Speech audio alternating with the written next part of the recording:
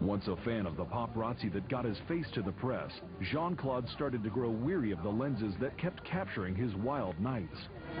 Promise you stop the camera. Stop. Jean-Claude Van Damme has a lot of run-ins with the paparazzi, see, because they're always catching him fooling around with women that are not his wife. He likes to go to barfly and meet beautiful women, and when he gets caught, he's not happy. Through and in between a series of marriages and divorces, Jean-Claude's love life once made constant tabloid fodder. The stories and the photos came one after another. Jean-Claude Van Damme is one of the biggest playboys of all time. He could keep up with Charlie Sheen. He really loves to party. He can't get enough women. He's never tired. It seems like he stays up all night long partying. The long string of incidents started to dovetail with a series of films that proved to be less than successful. Films starring the one-time hit-making Jean-Claude Van Damme. This combination began to take the shine off the star. Jean-Claude Van Damme's career is at a low ebb right now. Nobody's taking him seriously because he seems to be just a party boy. His behavior is strange sometimes, unpredictable. People don't know how he's going to behave on a set if they hire him or if he's going to show up. So he has to prove himself all over again.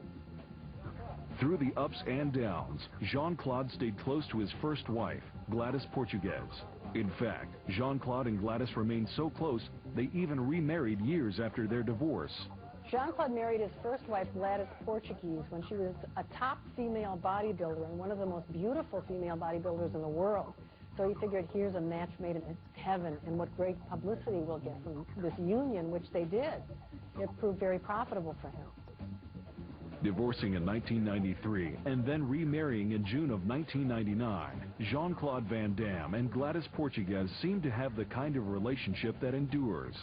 And this is the marriage that he's continued. They had a couple of children, and their relationship has continued throughout the years. Between other marriages, he always seems to go back to Gladys or spend holidays with Gladys when he's single. But it was bombshell Darcy Lapierre who many remember as the wildest of the Mrs. Van Dammes, bringing even more attention to the life of the partying, troubled superstar. Darcy Lapierre was a very gorgeous wife of his. She was a beauty queen and a very opportunistic beauty queen. She obviously knew when she married him, she thought she'd hit the payload, but his career wasn't as lucrative as she had hoped. But they had many wild times together. I think that she tried to keep up with him and show him what a perfect wife she'd be, in that she could be as wild as he could, staying out all night, drinking, partying, having a wild time. And she managed to do it for a few years. Everyone was amazed, but finally even she couldn't keep up with him.